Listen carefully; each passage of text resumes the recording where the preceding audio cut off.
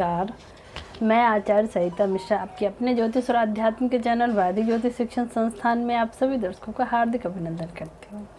आज मैं आप सभी को 29 जून से चतुर्मास प्रारंभ होने जा रहा है। तो आज के इस विशेष कार्यक्रम में मैं आपको चतुर्मास कब से कब तक रहने वाला है, इसका शास्त्रों में क्या महत्व है, चतुर्मास में हमें किन नियमों का पालन करना चाहिए, इस चतुर्मास के दौरान हमें क्या करना चाहिए, क्या नहीं करना चाहिए, इसका क्या महत्व है, इनमें किन नियमों का पालन करना चाहिए, इन सभी के बारे में मैं आपको करके विस्तार से जानकारी दूंगी। इसके साथ ही चतुर्मास में कौन से खास उपाय करने से भगवान का आशीर्वाद हमारे जीवन में बना रहेगा, इन सभी के बारे में मैं आज आपको विस्तार से जानकारी दूंगी। तो कार्यक्रम आप सभी के लिए बहुत ही खास है, तो बिना स्किप के लास्ट तक देखें और यदि पसंद आता है तो मेरे वीडियो को लाइक करें। चैनल पर यदि पहली बार आए चैनल को सब्सक्राइब कर लें ताकि आपको समय पर नोटिफिकेशन आ जाए। और यदि किसी को अपनी कुंडली मुझसे एनालिसिस करवानी हो तो मेरे मोबाइल नंबर जो कि मेरा व्हाट्सअप नंबर है, इसमें मैसेज में जाके कंसल्टेंसी टाइप करें और अपनी अपॉइंटमेंट बुक कराएं। इससे आपके जीवन में आने वाली हर प्रकार की समस्या से आपको अवश्य निजात मिल जाएगा। मैंने ज्योतिष के क्षेत्र में वैदिक ज्योतिष, palmistry, numerology, tarot, vastu, face reading, gemology, advance predictive astrology, remedial course, vastushastra, इन सभी विषयों का मैंने अध्ययन कर रखा है। अपनी तरफ से मैंने इसे सीखने की कोशिश की है और लगभग इस क्षेत्र में 10-12 साल से लोगों को सेवा दे रही हूँ। तो चलिए जानते हैं कि चतुर्मास की क्या सब खास बातें हैं।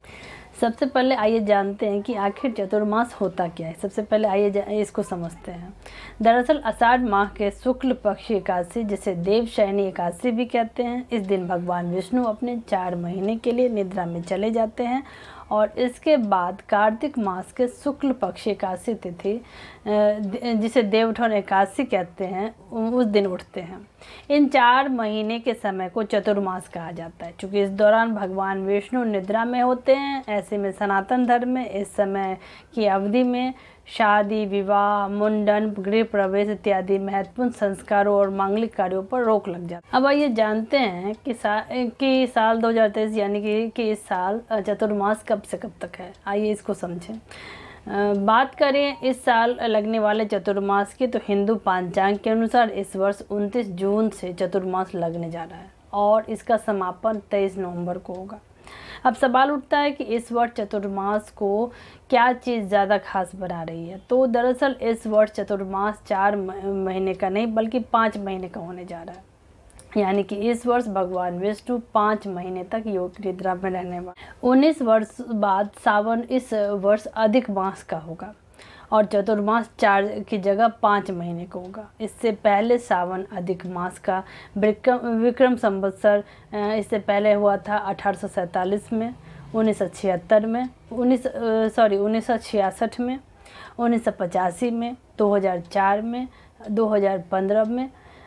आगे आने वाले वर्षों की बात करें तो अब यह 2042 और 2061 में यह संयोग बनने जा रहा है। इस वर्ष सावन 59 दिनों का होने जा रहा है, यानी कि सावन 2 चरणों का होने वाला है। सावन का महीना 4 जुलाई से प्रारंभ होगा जो कि 31 अगस्त तक रहने वाला है। 5 महीने का चतुर्मास की क्या सब खास बातें, आइए जानें। दरअसल इस साल सावन के महीने में अधिक मास लग रहा है, इसीलिए सावन 1 नहीं 2 महीने का होने जा रहा है, जिसके चलते चतुर्मास भी 1 महीना बढ़ जाएगा और यह 4 की जगह इस वर्ष 5 महीने का होगा। चतुर्मास के दौरान मांगलिक और शुभ कार्य को करने की मनाही होती है। इसके अलावा चतुर्मास के दौरान गुड़, तेल, शहद, मूली, लहसुन, प्याज, साग, पत्तेदार सब्जियां नहीं ग्रहण करना चाहिए। अब आइए जानते हैं कि चतुर्मास का ज्योतिष शास्त्रों में क्या महत्व है। आइए इसको समझें। चतुर्मास के दौरान शुभ और मांगलिक कार्य नहीं किए जाते हैं। इसके पीछे का तथ्य यह है कि चतुर्मास में सूर्य दक्षिणायन हो जाते हैं। इसके साथ ही भगवान विष्णु भी निद्रा में चले जाते हैं। कहते हैं कि इस अवधि में यदि कोई मांगलिक या शुभ कार्य करते हैं तो हमें भगवान विष्णु की कृपा नहीं मिलती है और यही वजह है कि इस दौरान मांगलिक और शुभ कार्य करने की मनाही शास्त्रों में बताई गई है। कहते हैं कि चतुर्मास में कौन से कार्य भूल से भी नहीं करने चाहिए। आइए इसको जानें। चतुर्मास के दौरान शुभ और मांगलिक कार्य नहीं करने होते हैं, जैसे कि शादी, विवाह, गृह प्रवेश, नामकरण, मुंडन, संस्कार इत्यादि। 16 संस्कार इस दौरान वर्जित होते हैं। चतुर्मास के दौरान तामसिक और राजसिक भोजन नहीं करने होते हैं। इस दौरान नीले और काले रंग के वस्त्र पहनना वर्जित माना गया है। कहते हैं कि इस महीने यदि हम हरे, लाल, पीले कलर के वस्त्र पहनते हैं तो इससे शुभ फल मिलता है। इसके अलावा चतुर्मास में यात्रा करने से बचना चाहिए। अगर बहुत ज़रूरी नहीं है तो इस दौरान यात्रा करने से बचना चाहिए। दूध और दूध से संबंधित चीज़ों का सेवन इस दौरान करना वर्जित माना गया है। चतुर्मास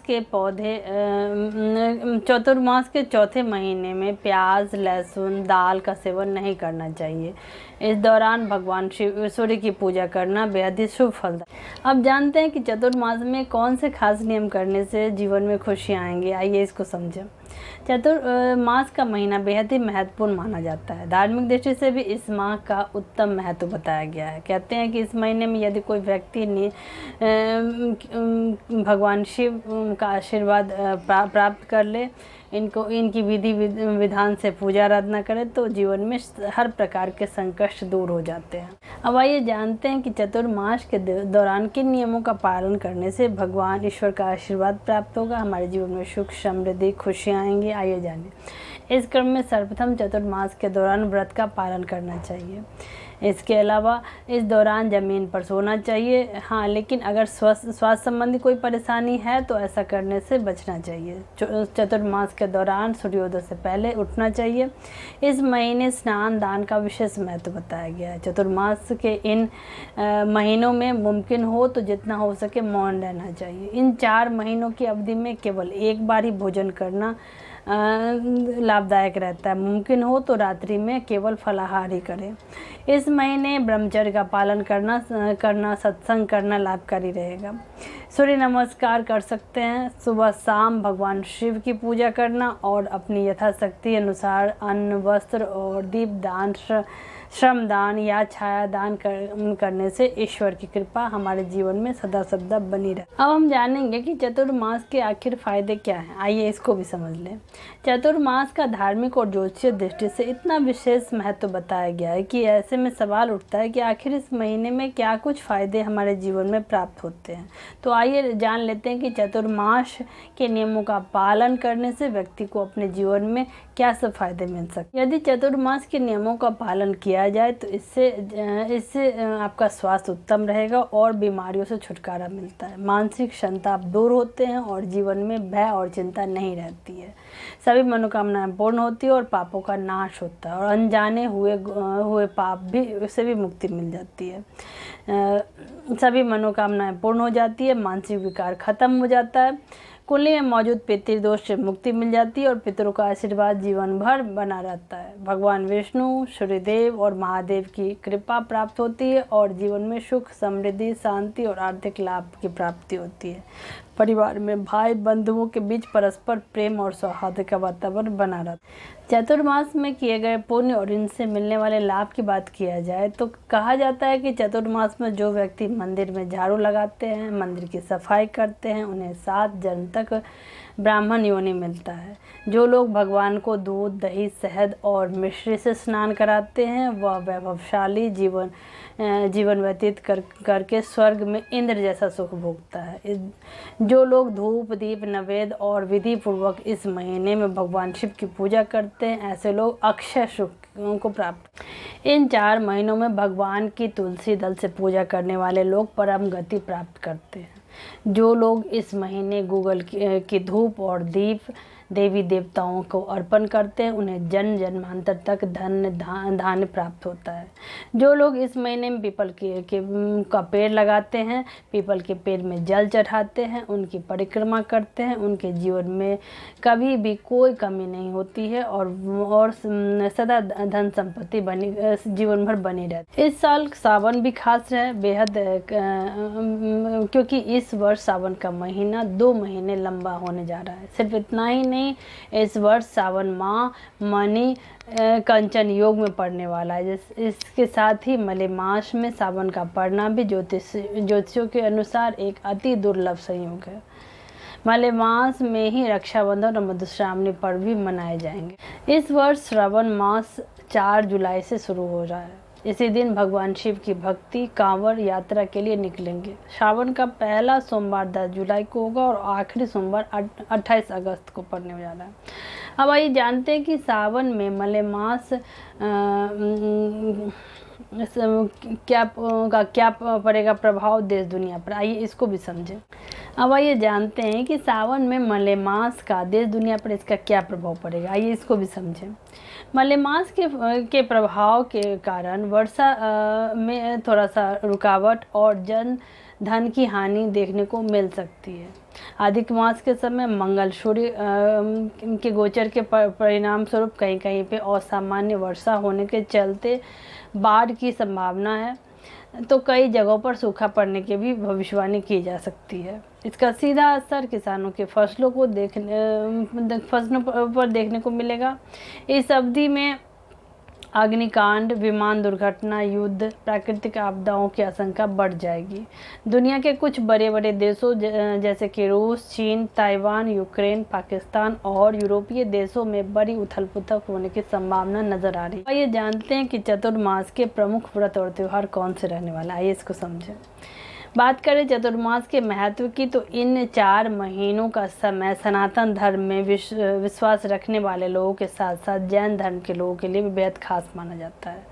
तो आइए जानते हैं कि चतुर्मास के प्रमुख व्रत और त्यौहार कब कब रहने वाले। इस क्रम में सर्वप्रथम 10 जुलाई को सोमवार सावन का पहला सोमवार रहने वाला है। 30 अगस्त बुधवार के दिन रक्षाबंधन रहने वाला है। 21 अगस्त को सोमवार के दिन नाग पंचमी का त्यौहार रहने वाला है। 19 सितंबर को मंगलवार को गणेश, 29 सितंबर शुक्रवार के दिन पितृ पक्ष आरंभ होने जा रहा है। 15 अक्टूबर रविवार के दिन नवरात्रि प्रारंभ होने जा रहा है। 7 सितंबर गुरुवार के दिन श्री कृष्ण जन्माष्टमी। 23 सितंबर रविवार के दिन राधा अष्टमी। 28 सितंबर गुरुवार के दिन अनंत चतुर्दशी। 2 सितंबर शनिवार के दिन कजरी तीज। 18 सितंबर सोमवार के दिन हरितालिका तीज। 20 सितंबर बुधवार के दिन ऋषि पंचमी। 25 सितंबर सोमवार के दिन परिवर्तनी एकादशी। 19 सितंबर मंगलवार के दिन गणेश चतुर्थी और 28 सितंबर गुरुवार के दिन गणेश विसर्जन। जानते हैं कि चतुर्मास में कौन से खास उपाय करने से ईश्वर की कृपा हमारे जीवन में बनी रहेगी। आइए इसको जानें। इस क्रम में सर्वप्रथम किसी मंदिर में जाकर कपूर का दान करना चाहिए। इससे जीवन में सुख, शांति और समृद्धि बनी रहती है। ज़रूरतमंद लोगों को चने और गुड़ का यथाशक्ति दान करना चाहिए। इससे नौकरी और व्यापार में निश्चित रूप से सफलता मिलती है। इस महीने में अन्न और गौ का दान से रुका हुआ धन वापस मिलता है, आर्थिक उन्नति होती है और कर्ज की समस्या से छुटकारा मिल जाता है। गायों की देखभाल करने से देवी देवता प्रसन्न होते हैं और प्रतिदोष से भी छुटकारा मिल जाता है। गरीब व्यक्तियों को अन्न दान, छाते, जूते, चप्पल इत्यादि का दान करने से भगवान शिव की प्रसन्नता हासिल होती है। तो इसी के साथ ईश्वर का आशीर्वाद हम सभी के ऊपर ऐसे ही बना रहे। आप सभी मेरे कार्यक्रम से जुड़े। यदि पसंद आता है तो इसे लाइक, शेयर और सब्सक्राइब करें। धन्यवाद।